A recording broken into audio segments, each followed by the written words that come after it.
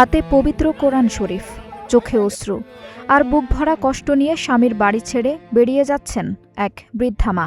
যে বাড়িতে জীবনের দীর্ঘ সময় কাটিয়েছেন, সেখান থেকে অভিযোগ তাকে বের করে দিয়েছেন নিজের একমাত্র ছেলে। হৃদয় বিদারক এই ঘটনা ঘটেছে জামালপুরের সরিষাবাড়ী উপজেলার পোগলদিঘা ইউনিয়নের গ্যান্দারপাড়া গ্রামে।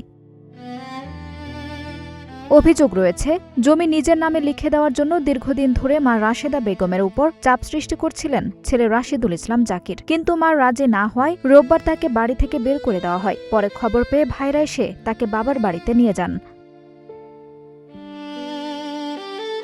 স্থানীয়রা জানান, রাশেদা বেগমের বাবার বাড়ি উত্তরাধিকার সূত্রে পাওয়া ৫৬% জমি তিনি পারিবারিকভাবে ভাইদের কাছে লিখে দেন। সে অর্থ দিয়ে নিজের নামে নতুন জমিও কেনেন। এরপর থেকেই ওই জমি নিজের নামে লিখে দেওয়ার জন্য মায়ের উপর চাপ দিতে থাকেন ছেলে। এমনকি হত্যার হুমকি ও ভয়ভীতি দেখানোর অভিযোগও রয়েছে তার বিরুদ্ধে।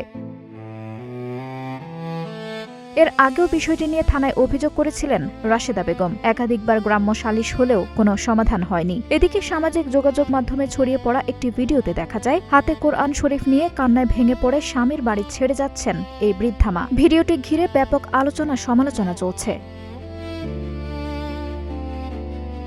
তবে অভিযোগের বিষয়ে জানতে অভিযুক্ত ছেলে রাশিদুল ইসলাম জাকিরের মোবাইলে একাধিকবার যোগাযোগের চেষ্টা করা হলেও সেটি বন্ধ পাওয়া যায়। সরিষাবাড়ী থানার ভারপ্রাপ্ত কর্মকর্তা মোহাম্মদ ইকবাল হোসেন জানিয়েছেন, এ ঘটনায় এখনও কোনো লিখিত অভিযোগ পাননি, তবে বিষয়টি খতিয়ে দেখা হবে।